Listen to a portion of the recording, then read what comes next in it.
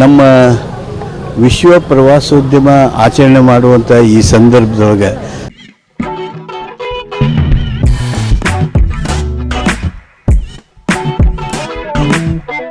ನಾನು ನೆನಪಿಸ್ಕೊಳ್ತೇನೆ, ನಮ್ಮ ರಾಜ್ಯದಲ್ಲಿ ಕರ್ನಾಟಕದಲ್ಲಿ 25,000 ಸ್ಮಾರಕಗಳಿದಾವೆ.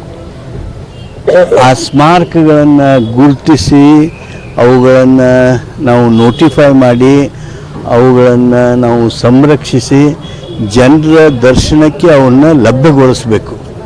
ಅದು ನಮ್ಮ ಮುಖ್ಯ ಉದ್ದೇಶ. ಒಂದು ಕಡೆ ಆದರೆ ಎಕೋ ಟೂರಿಸಮ್, ಅಡ್ವೆಂಚರ್ ಟೂರಿಸಮ್, ಅದರ ಜೊತೆಗೆ ಈ ಶೈಕ್ಷಣಿಕ ಪ್ರವಾಸ, ರೈತ ಪ್ರವಾಸ, ಇವೆಲ್ಲವುಗಳ ಬಗ್ಗೆ ಒತ್ತು ಕೊಡ್ತಕ್ಕಂಥ ಒಂದು ಪ್ರವಾಸೋದ್ಯಮ ನೀತಿಯನ್ನು ಅಕ್ಟೋಬರ್ ತಿಂಗಳಲ್ಲಿ ನಾವು ಫೈನಲ್ ಮಾಡಿ ತರಲಿದ್ದೇವೆ.